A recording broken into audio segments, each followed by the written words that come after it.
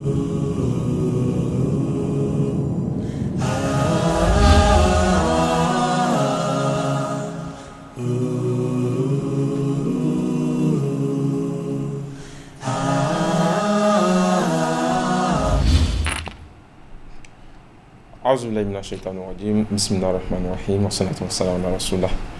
louanges sont à Allah, maître absolu des circonstances, par la grâce infinie de qui nous vous retrouvons cet après-midi dans le cadre de votre rendez-vous hebdomadaire, votre émission Jeunesse Active.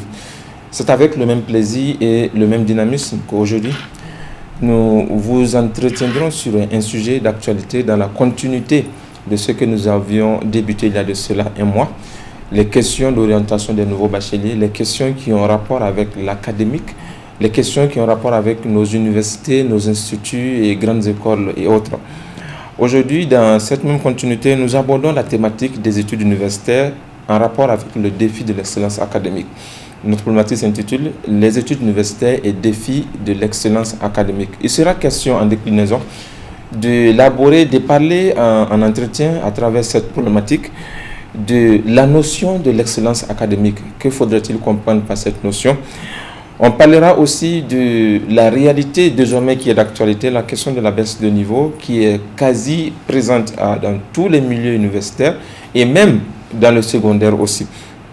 Et aussi avec nos invités, nous parlerons des ingrédients ou des astuces possibles pour retrouver ce vœu tant souhaité dans le milieu universitaire. Alors mes jeunes, chers téléspectateurs, vous avez donc la possibilité, vous qui nous suivez, à partir de là où vous êtes, de nous écrire. Envoyez-nous vos questions, vos contributions. Le numéro, c'est le 93 01 34 55. 93 01 34 55. Sur le plateau, nous sommes censés recevoir deux invités. Nous avons un qui est avec nous, le second, espérons qu'il nous prendra au cours de cette émission. Nous avons avec nous notre enseignant, notre formateur, Dr Sagaya Mohamed. Il est pédagogue. Il est psychopédagogue, il faut le dire. Il est enseignant-chercheur à l'université Abdou Niamey, précisément à l'école normale supérieure. Professeur, bonsoir. Bonsoir. Merci infiniment. Merci aussi d'avoir accepté notre invitation. Oui. Alors avec vous, nous parlerons de ce sujet que j'annonçais tantôt, la problématique de l'excellence académique. Alors, professeur, aujourd'hui, quand on regarde le milieu, vous êtes mieux placé certainement pour parler de cette question, vous formez les formateurs des apprenants, etc. Alors, aujourd'hui, il y a une question qui est d'actualité, la question de la baisse de niveau. Sur toutes les lèvres, pratiquement, on ne parle que de la baisse de niveau. Le niveau manque tantôt chez les élèves, tantôt jusqu'au niveau universitaire. On parle de la baisse de niveau. C'est justement ce qui nous a motivés à parler aujourd'hui, à choisir cette problématique de l'excellence académique. Alors vous, quand on vous demande en tant que formateur, en tant que pédagogue, excellence académique, qu'est-ce que vous comprenez par cela? Alors, merci. Je voudrais quand même, avant d'aller dans cette définition que vous souhaitez, dire merci à la radio-télévision Bonferré. C'est une occasion probante pour moi d'être sur comment on appelle, sur le plateau et de discuter, échanger, donner des points de vue personnels sur cette thématique-là. Donc merci à vous. C'est avec plaisir que je participe à cette émission-là. Alors, vous savez, quand on parle d'excellence, il faut d'abord imaginer ce qu'on peut appeler meilleur. Le meilleur, c'est l'université. À l'université, il faut juste comprendre une chose. Quand on analyse l'excellence universitaire, c'est qu'est-ce qu'une université propose en termes de formation de qualité. Est-ce que cette université, dans tout ce qu'elle offre comme études, comme formation, répond à des besoins spécifiques et met, comme on le dit, les étudiants à l'aise quand ils sont obligés quelque part de s'inscrire à l'université.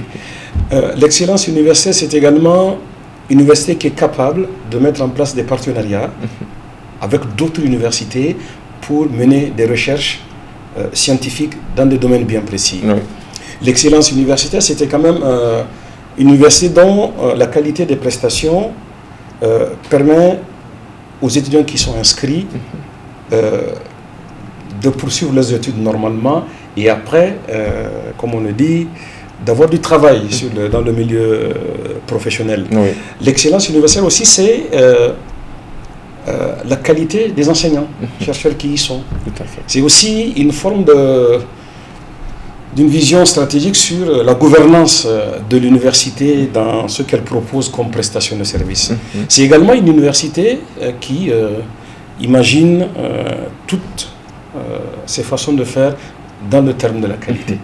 Voilà ce que je peux vous dire rapidement sur alors là, justement, parlant de tous ces paramètres, de tous ces aspects que vous avez déclinés concernant l'excellence universitaire, alors est-ce que l'excellence universitaire, c'est une variable qui est mesurable sur le terrain?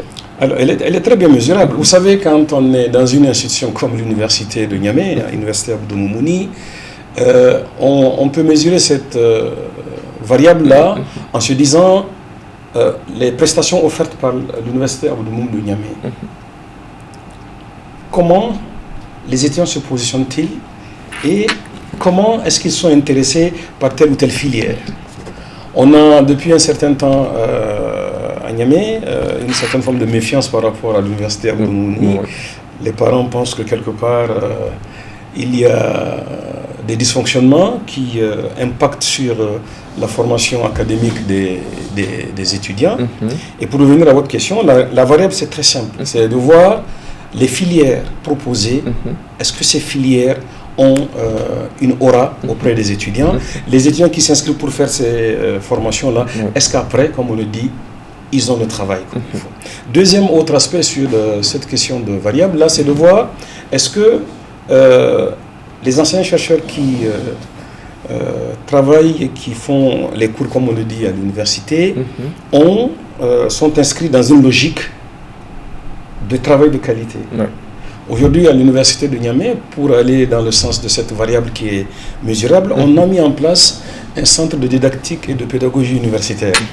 Vous savez, très simple, hein, c'est de voir, très simplement parlons, c'est de voir comment est-ce qu'on peut accompagner et former les enseignants-chercheurs à la pédagogie universitaire, qui consiste à dire, il faut voir la préparation d'un cours autrement, il faut voir comment on met un cours autrement, et il faut voir comment on évalue autrement les apprentissages et les acquis des étudiants. Il y a aussi dans cette variable-là qu'on peut mesurer, est-ce qu'une université a la capacité d'élaborer un plan stratégique qui prend en compte, comme on dit, les réalités du pays, mais aussi qui offre des occasions aux étudiants, non seulement de faire les études à l'université, mais d'être en contact avec des entreprises avec lesquelles ils peuvent déjà faire des stages, mais dans lesquelles ils peuvent après travailler. Donc ça, c'est aussi une variable qui est très importante. Au niveau de l'université Abdou Moumouni de Niamey, l'université a bien établi et élaboré un plan stratégique et même une stratégie d'opérationnalisation et qui met l'accent sur l'assurance qualité. On a une cellule qui s'appelle la CELAC et si vous suivez l'actualité au niveau du ministère de l'enseignement supérieur, de la recherche et de l'innovation, on vient de créer une direction générale de la qualité, du suivi, évaluation et de l'accréditation. Et c'est effectivement pour entrer dans le spectre de comment repenser les choses et comment évoluer vers les meilleures choses. Repenser les pratiques universitaires pour que les services qui s'y offrent donc permettent à ceux qui y sont dedans de bien travailler. Justement. Alors là, ce que vous dites est tellement intéressant que aujourd'hui, certainement, les étudiants qui nous suivent sont fortement intéressés par le propos que vous tenez. On a l'impression qu'il y a tout un arsenal, un dispositif qui est mis en place pour accompagner l'université de Niamey dans la dynamique, dans la perspective de l'excellence académique, bien évidemment. Mais là, sur le terrain, on a l'impression que pratiquement cela n'est pas visible. Vous avez donné un aspect qui est le positionnement des étudiants. Sur ce plateau, les émissions passées, nous avons aussi parlé de l'orientation des candidats et cette méfiance des étudiants à l'égard des universités publiques également est revenue dans plusieurs propos. Alors là, est-ce qu'à l'université de Niamey, dans nos universités publiques, est-il donné à parler d'excellence académique aujourd'hui? Alors, on peut parfaitement parler d'excellence, comme on appelle, académique dans les universités publiques. Il y en a 8, il ne faut pas... toutes les régions universités. Alors, il faut ramener le débat au niveau de ce qu'on appelle les croyances classiques des Nigériens, ou les croyances traditionnelles. Depuis un certain temps, moi, même que je viens ça me fait 8 ans à l'université de Niamey, j'ai compris que les gens ont déjà, dans mon quartier, une autre vision l'université Abdou Moumouni, avec la création des instituts privés, avec la possibilité qui est offerte aux parents d'envoyer leurs enfants en dehors du Niger pour aller faire des études, on a comme l'impression que il y a des dysfonctionnements à l'université Abdou Moumouni, ce qui fait qu'il y a une certaine méfiance. Alors, pour parler d'excellence dans ces universités-là, il faut juste voir d'abord la capacité qu'a eu le gouvernement à les créer. Ça veut dire que le besoin y est. Oui. Deuxièmement, quand vous regardez dans chacune des universités, il y a des spécialités qu'on peut trouver à la fois au Niger et ailleurs. Et nous avons aussi, maintenant peut-être qu'il faut que je me jette des fleurs avec mes collègues, on a aussi des enseignants de qualité au niveau de l'université Abdou Moumouni. Mais ce que je cherche à comprendre moi personnellement en tant qu'enseignant-chercheur, c'est ce qui revient souvent dans la bouche des gens, c'est qu'il y a des problèmes, il y a des retards académiques, il y a ceci, il y a cela. Oui. Alors, un aspect, je termine là-dessus pour vous donner la parole, c'est qu'aujourd'hui, on est confronté à ce qu'on appelle la massification. Cette année, je n'ai pas encore le nombre exact, il y a eu de très belles réussites aux examens du baccalauréat cette année, et il va falloir qu'on s'attende à beaucoup d'étudiants qui vont vouloir s'inscrire au niveau de l'université Abdou Moumouni. Et quand on regarde ce qui est en train de se mettre en place, aujourd'hui, on a un système qui consiste à former et accompagner les enseignants, ce qu'on n'avait pas avant. Aujourd'hui, on est capable de se réunir pour travailler ensemble. On vient de mettre en place, par exemple, à l'université Abdou Moumouni, ce qu'on appelle une communauté de pratique, qui est en fait une institution, un petit groupe de réflexion d'enseignants spécialisés dans des domaines pour échanger sur des thématiques scientifiques et voir comment partager avec les autres enseignants-chercheurs et comment faire en sorte qu'on puisse améliorer nos pratiques dans ce qui est considéré comme les cours qu'on fait dans les... comment on appelle ça. Mais c'est des choses qui prennent du temps. Oui. Donc le temps qu'on s'organise et qu'on se dise, bon voilà, on verra comment les gens... Il faut que les gens prennent un peu de patience et ça va se faire. Ça va se faire. Merci professeur pour tous ces éclaircissements. Le temps de rappeler aux téléspectateurs, vous êtes sur Bonferré Télé et Radio. L'émission c'est Jeunesse Active, votre rendez-vous de chaque vendredi. Aujourd'hui nous parlons de l'excellence académique dans les milieux universitaires. Je suis avec Dr Sagaya Mohamed, il est psychopédagogue, enseignant-chercheur à l'université Abdou Moumouni à l'école normale supérieure. Nous vous avons donné la possibilité de nous écrire, envoyer vos messages, vos contributions ou questions. Le numéro c'est le 93 01 34 55 93 01 34 55. C'est des messages, contributions, questions ou messages, contributions. Alors, professeur, on va un peu avancer. Là, je disais tantôt que le sujet est tellement intéressant. Les données que vous êtes en train de décliner sur ce plateau nous intéressent beaucoup. Alors là, ce que nous avons besoin justement de savoir, alors vous, en tant que psychopédagogue justement, vous vous rendez pas compte, vous n'avez pas l'impression que tout ce qui existe aujourd'hui pour accompagner les étudiants, pour accompagner l'université vers l'excellence académique, vous ne pensez pas que c'est plus théorique que pratique? Alors, il faut qu'on fasse la part des choses. Vous savez, pour comprendre l'institution universitaire Abdou Moumouni, il faut y être dedans en fait.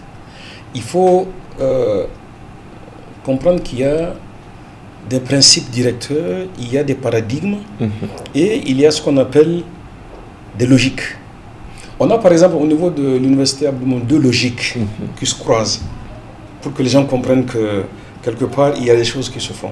On est dans la massification comme je le disais tout à l'heure, donc un assez grand nombre d'étudiants, mais avec un corps professionnel réduit, où on est obligé souvent d'adapter nos pratiques pédagogiques à la taille, comme on le dit,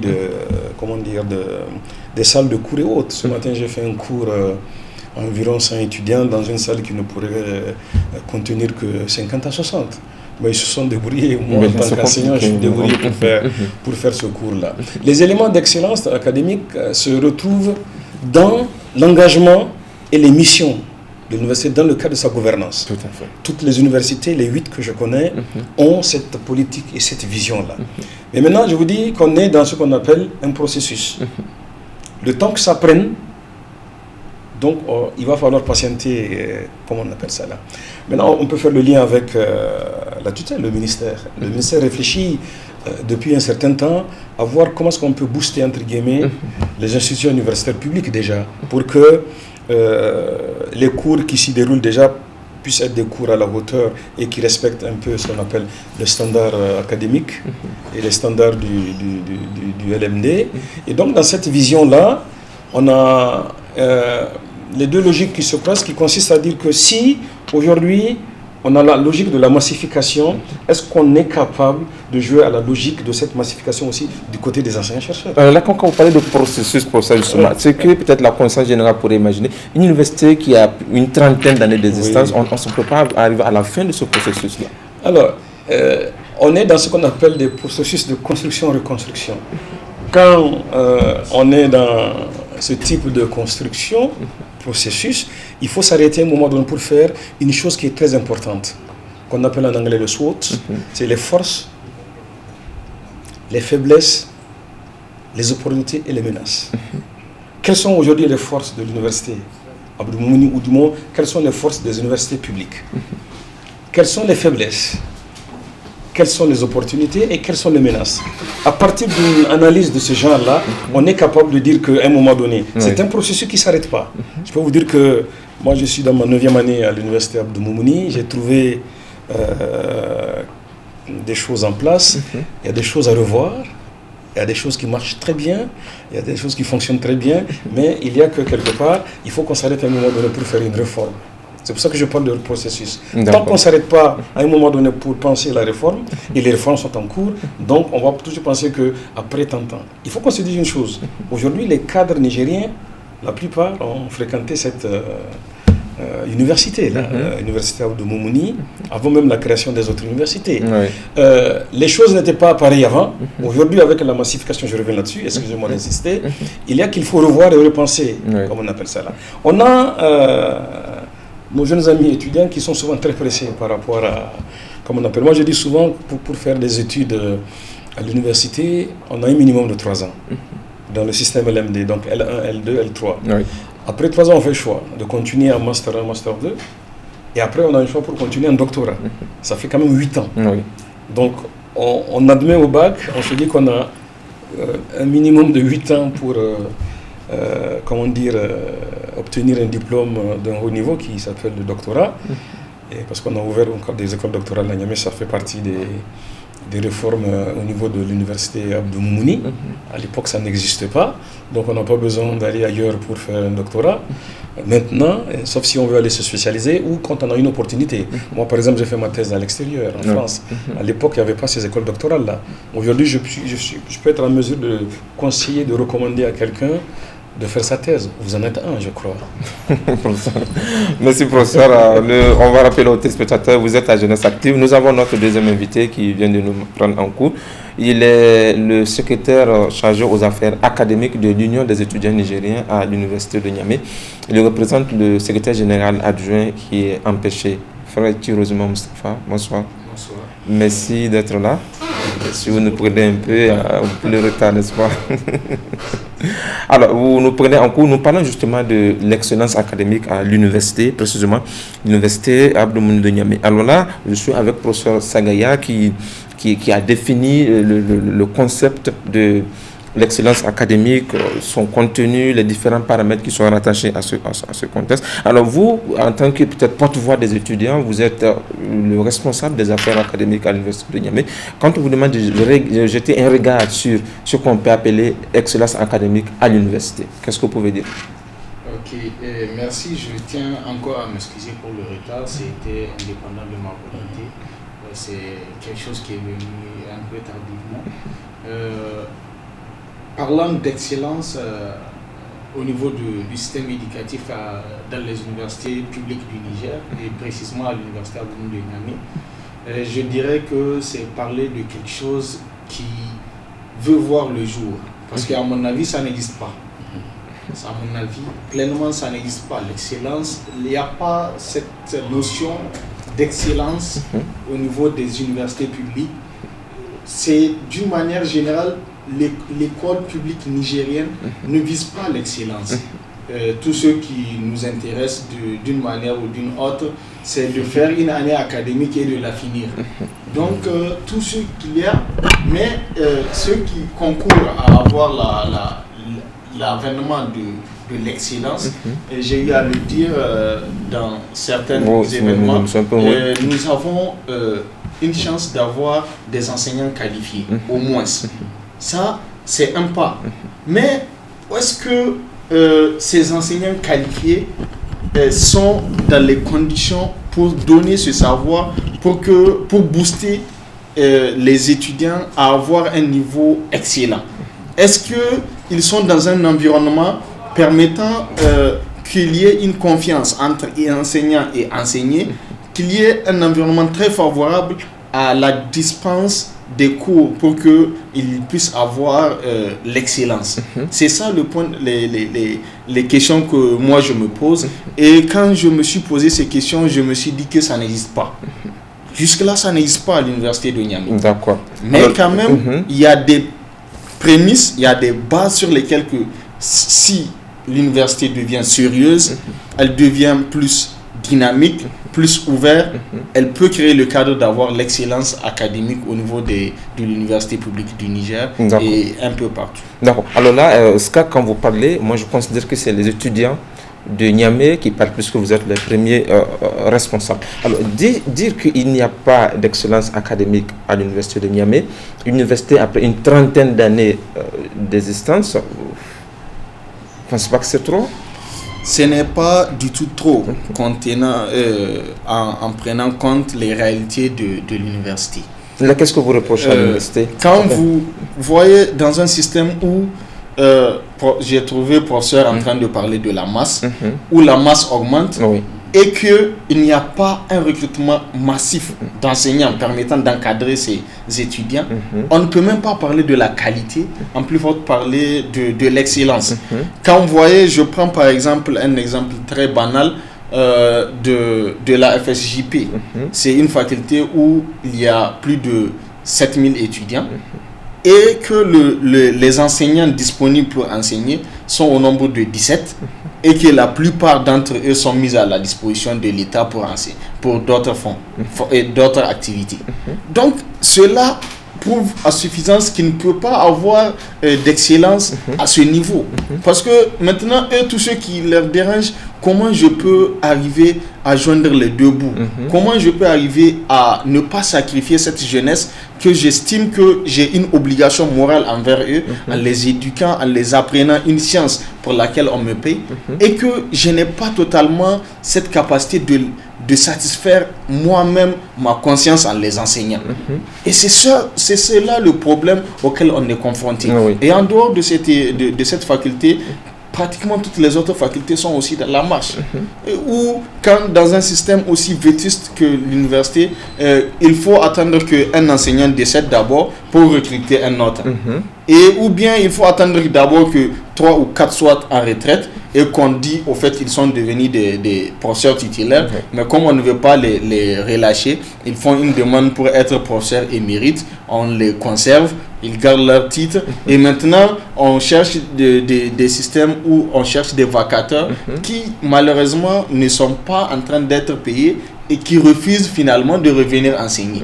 Donc vous voyez tous ces phénomènes, toutes ces mauvaises situations qui sont là empêchent à ce que nous, étudiants, on puisse parler de l'excellence au niveau de l'université. Alors là, merci bien, merci. Alors peut-être on va donner la parole aussi à professeur peut-être alors là, dans ce défi de l'excellence académique, à écouter les représentants des étudiants sur le plateau, on a l'impression que cette question de l'excellence académique reste un horizon, un défi certainement qu'il faut chercher à relever. Alors là, on va situer les responsabilités, professeur. Dans ce défi, dans ces problèmes, dans ce tableau sombre qui vient d'être dressé là, certainement on a l'université, c'est des composantes. Voilà, les enseignants, les étudiants, l'État aussi, qui est aussi une composante à ne pas négliger. Alors, parmi toutes ces composantes en termes de responsabilité, les enseignants, quelle est votre part de responsabilité? Alors, il faut comprendre une chose quand on parle d'excellence académique. Je disais à un moment donné que c'est des logiques qu'il faut comprendre. On a une logique qui consiste à dire que il y a des étudiants, il y a des enseignants et il faut faire cours. Il l'a dit à un moment donné, universitaire qui, depuis un certain temps, se trouve confronté à un problème de recrutement d'enseignants. Et on a chaque année un nombre assez important d'étudiants qui admettent au bac, de candidats qui admettent au bac et qui arrivent à l'université comme étudiants. Professeur, vous permettez, je vous pose une question. Ce problème de recrutement, peut-être que nos téléspectateurs ont envie de savoir. C'est quoi le problème? Le Niger n'a pas assez de docteurs? Si le Niger a assez de docteurs, il y a encore des docteurs qui attendent d'être recrutés. Le problème, c'est au niveau du financement. Il faut libérer des postes budgétaires pour que des enseignants-chercheurs soient recrutés. Le problème se pose à ce niveau. D'accord. Et quand on regarde d'abord l'inscription des jeunes étudiants dans les écoles doctorales, donc on dit bravo. Après, il va falloir résorber tous ces futurs collègues.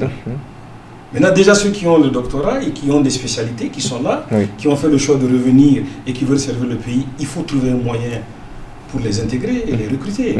C'est un débat qui est assez complexe à gérer.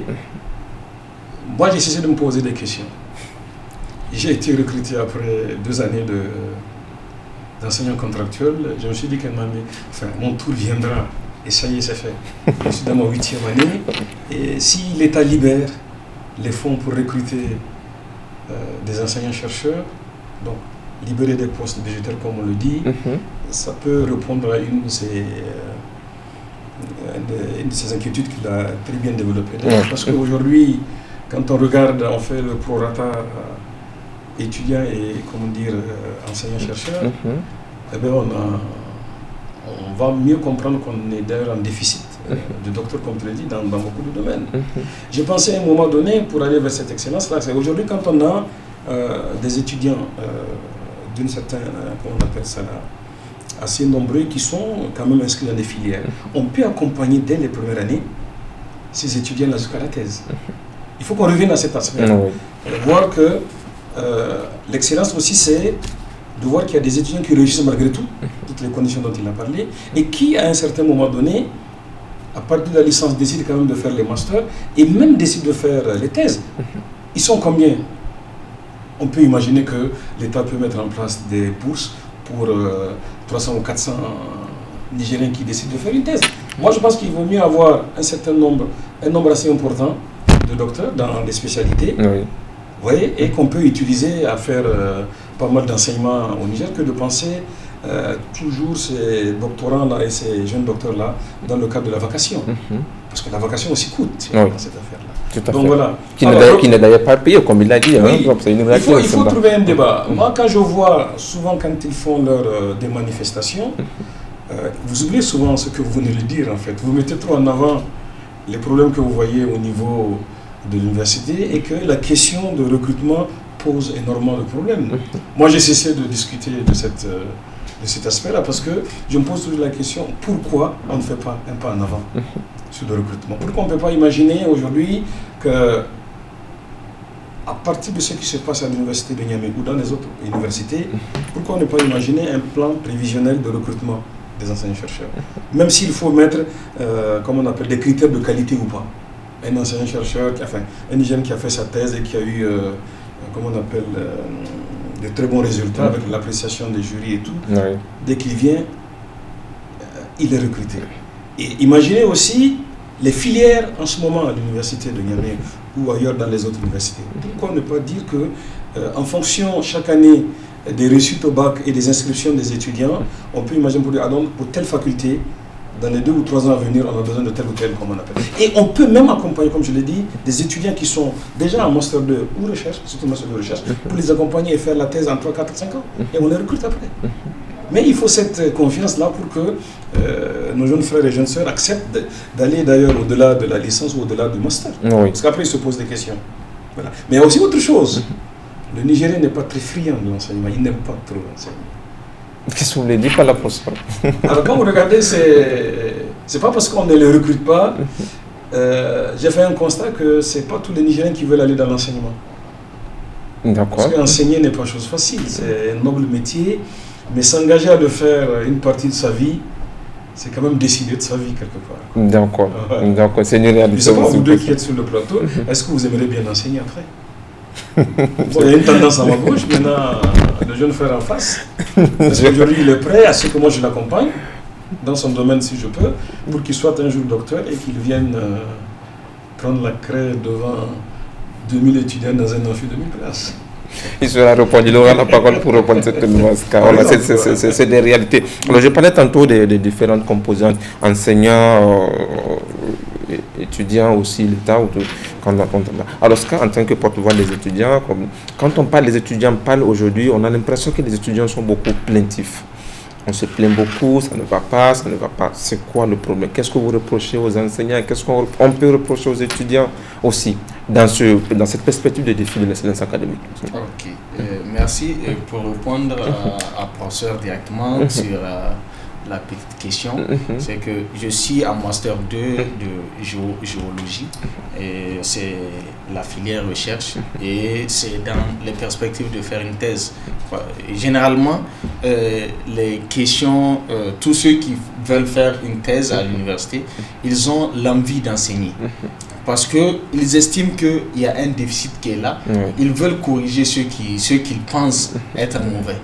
Donc, il y a ce brin qui est en train d'être réallumé au niveau des universitaires et que je pense c'est avec le concours de certains enseignants comme eux, parce que moi j'ai eu à le connaître à une conférence et ça m'a beaucoup plu sa manière de vouloir aider les étudiants à aller vers l'avant. Et maintenant pour parler du fait qu'on est trop plaintif, vous savez, ce n'est pas seulement les étudiants, les Nigériens sont trop plaintifs. Et on est plaintif parce que à un point, souvent, on n'accepte pas notre sort. Mais le principal problème, c'est qu'on est plaintif parce qu'il y a des raisons d'être inquiet. Si aujourd'hui, il y a une décision forte, des décisions fortes qui sont prises, qui permettent qu'on n'ait plus ces raisons de se plaindre.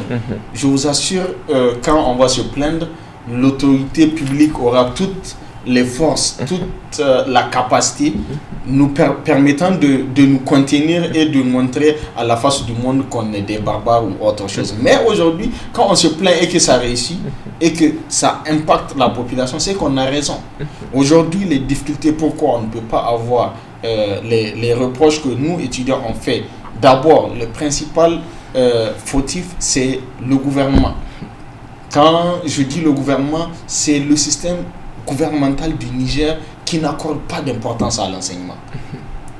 Depuis qu'on a décidé de s'ouvrir vers l'enseignement supérieur, une université est créée avec beaucoup de difficultés, plein de difficultés où on n'arrive pas à recruter des enseignants. Il n'y a pas d'infrastructure permettant de caser les étudiants pour qu'ils puissent prendre des cours dans de bonnes conditions. Il n'y a pas de laboratoire pour pouvoir créer les conditions pour que ces enseignants et ces étudiants puissent former des équipes et travailler en symbiose pour que ça puisse marcher. Tout cela n'existe pas, mais pour des questions politiques, on s'est dit mais il faut créer d'autres universités. Et on purge encore dans le peu qu'on a les enseignants qui sont qualifiés de l'université publique, de la plus grande université, et on dispatche dans les autres universités. On réduit l'effectif des enseignants et ça pénalise énormément l'enseignement. En dehors de cet aspect qui est très important, il y a un manque sérieux de volonté de la part du gouvernement à aller vers l'excellence académique et même la qualité tout court de l'enseignement. Et le second point, c'est au niveau de nos enseignants. Pourquoi on se plaint à leur niveau? Parce que aujourd'hui, le système de l'enseignement est très vétuste. Il n'y a pas de renouveau, il n'y a pas d'innovation. Nos enseignants, nos enseignants, ils veulent rester dans les mêmes méthodes qu'ils ont appris. Ils ne veulent pas évoluer avec le temps. Et là, c'est très grave.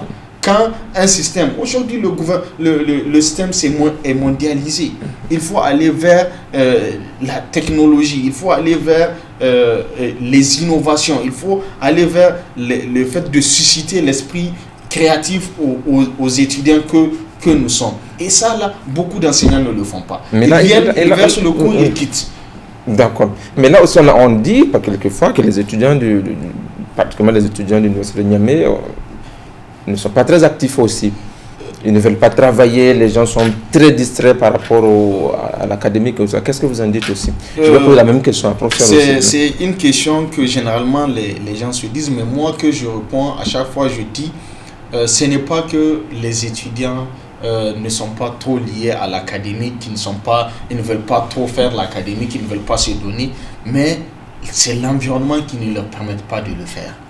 Quand vous venez à la fac, moi quand j'étais en première année, je vous dis, si il est 6h45, je suis à la fac, je ne pars même pas à l'amphithéâtre, je dois aller au laboratoire et à la bibliothèque pour réviser.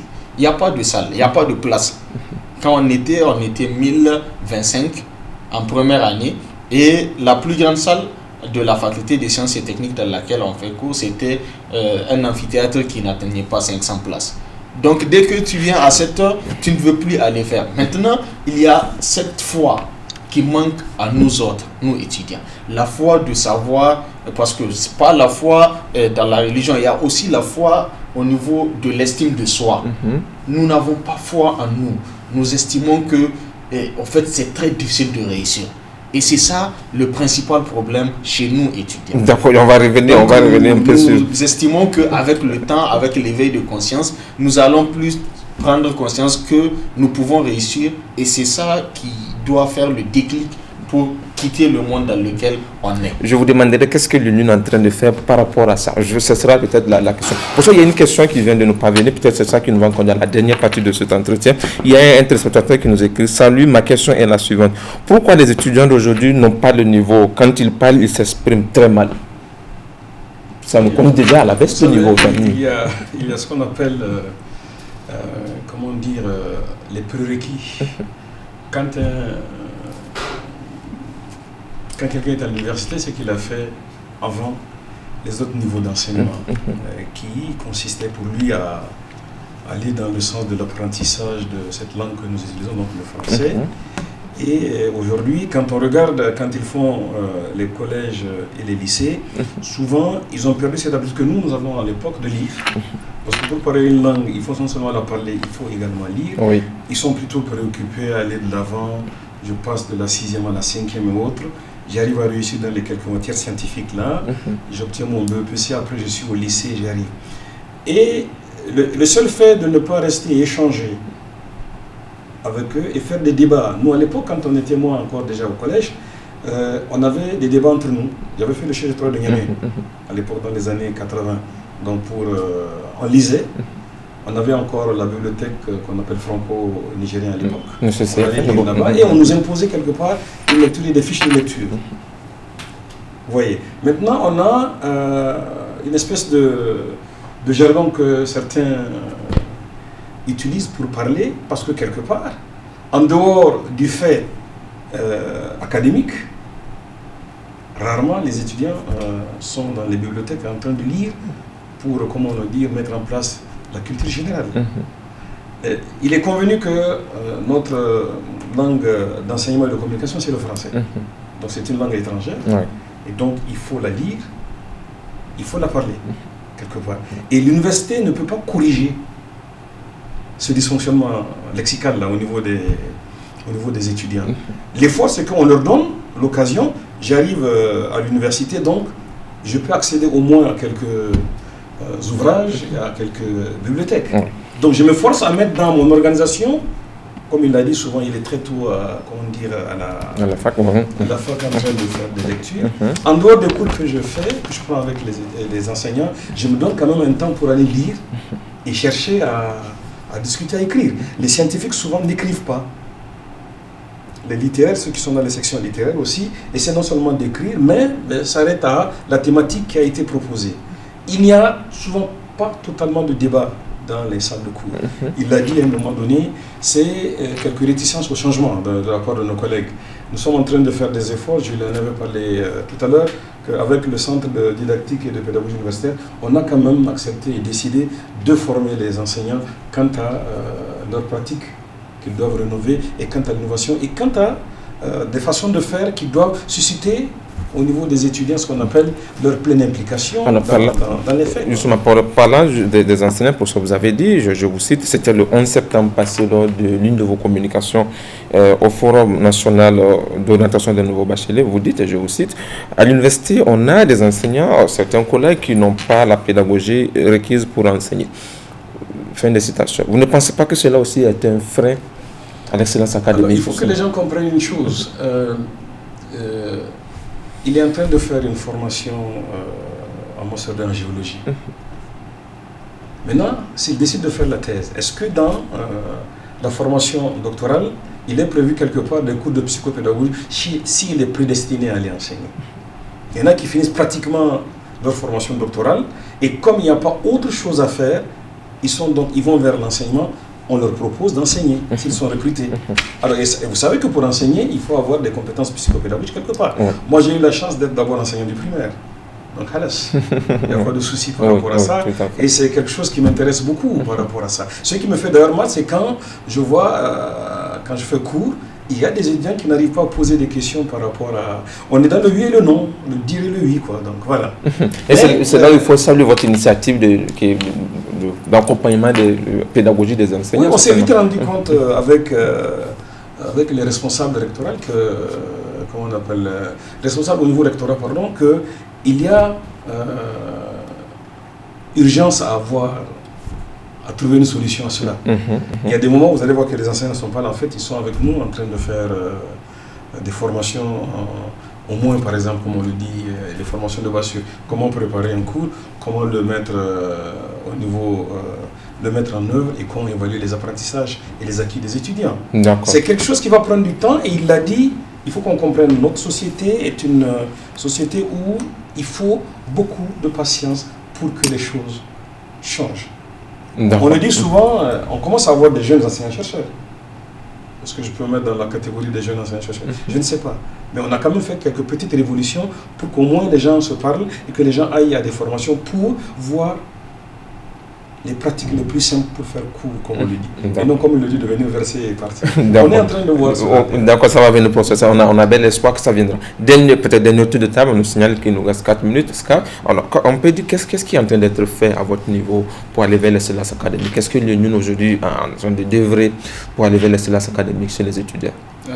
La première des choses que l'Union est en train de faire, c'est d'exiger d'abord la construction des infrastructures. Et aussi le recrutement des enseignants. Ça fait un bout de temps que l'IENUN a inscrit ces 2 points dans la plateforme revendicative. Et chaque année, on met la pression sur ces points pour permettre à ce qu'il y ait des infrastructures permettant de faire cours. La deuxième chose, c'est le nouveau système de faire des mouvements de l'IENUN où on ne part pas à tout moment en grève. Quand il y a des mots d'ordre, c'est que c'est façon très extrême.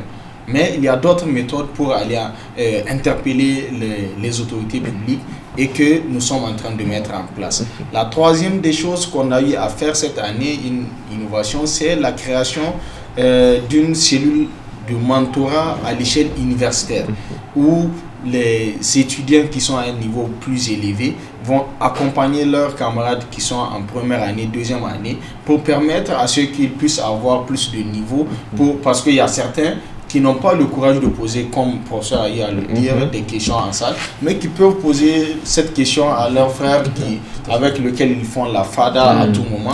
Donc c'est une initiative qu'on a prise qui est en train de faire son petit bout de chemin avec beaucoup de difficultés et que nous osons espérer avec la compréhension de tout le monde, avec l'appui de tous nos camarades, on pourra venir à des meilleures choses. Donc, il y a des efforts quand même qui sont en train d'être faits. C'est en quelque sorte ces efforts que nous sommes en train de vouloir faire et à travers les différentes conférences qui sont animées, de pouvoir montrer l'exemple de ceux qui ont réussi, qui sont venus, qui ont fait de leur première année à la thèse à l'université et pouvoir susciter l'espoir chez ceux qui n'en ont plus pour qu'ils puissent avoir le goût d'étudier et de devenir quelqu'un à travers cette même université que nous qualifions de diable à tout moment. D'accord, merci. Ça sera votre mot de la fin. C'est votre mot de la fin aussi. Alors, vous avez eu la chance vous avez beaucoup voyagé, vous avez fait d'autres universités. J'ai envie de vous poser cette petite question pour ça. En termes de comparaison dans la sous-région, à l'international, vous n'avez pas fait votre thèse ici, vous l'avez dit. Quand vous comparez les réalités universitaires nigériennes aux autres réalités universitaires à l'international, qu'est-ce qu'il faut en tirer? Vous savez, il y a certaines comparaisons qu'il ne faut pas faire. J'ai fait ma thèse en France, dans le grand poste qu'on appelle la Bretagne, donc à Rennes. Et quand je suis arrivé là-bas, j'ai bien vu qu'en termes d'infrastructure et autres, on a envie tout de suite d'étudier. L'idée étant, c'est que quelque part, on a comme l'impression que l'enseignement supérieur n'est pas une priorité. Oui, on parlait de recrutement tout à l'heure. Quand le secteur n'est pas une priorité, ça cause énormément de problèmes. Mais malgré tout, on arrive à mettre en place des partenariats. Les universités que j'avais visitées dans la sous-région ou autres ont souvent presque les mêmes problèmes, en tout cas dans en Afrique de l'Ouest, sauf quelque part les universités maghrébines et autres, et les autres universités européennes que j'ai pu visiter et autres. Maintenant, une chose, je vais terminer là-dessus, c'est que si on doit aller vers un changement, comment on appelle, au niveau de l'université dans les pratiques, c'est qu'il faut revoir la formation de nos collègues. Il faut former, il faut qu'on aille vers le numérique. D'accord, professeur, ça sera votre mot de fin. On me fait signe que nous sommes au thème du temps. Alors, le temps de rappeler aux téléspectateurs, c'est ici que prend fin Jeunesse Active de ce vendredi. Nous parlions d'excellence académique à l'université. J'étais accompagné du docteur Sangaya Mohamed, il est psychopédagogue à l'université de Niamey, École normale supérieure. Professeur, merci d'avoir accepté notre invitation. Et notre frère Chirozima Mustafa, qui était à notre compagnie dans les émissions précédentes, pour toujours parler de l'académique au niveau de l'université de Niamey. Heureusement, merci également, merci infiniment. Je rappelle que vous êtes occupé, on vous a fait déplacer encore, il n'y a pas de souci. Professeur, merci, malgré toutes vos occupations, vous avez aussi accepté de répondre à notre invitation. Merci, ici prend fin, on se donne rendez-vous Inch'Allah la semaine prochaine. L'excellence académique, c'est un défi, c'est un processus, pour cela dit. Nos invités l'ont dit, c'est un processus. Il va falloir donc du temps, patienter pour y arriver. Et il y a de l'espoir, il faut y croire. Rendez-vous la semaine prochaine. Restez fidèles au programme de la radio et télévision Bonferré. Merci à tous. Merci à l'équipe de réalisation. D'ici là, portez-vous bien. Bonne soirée à tous. Salam alaikum wa rahmatullahi wa barakatuh.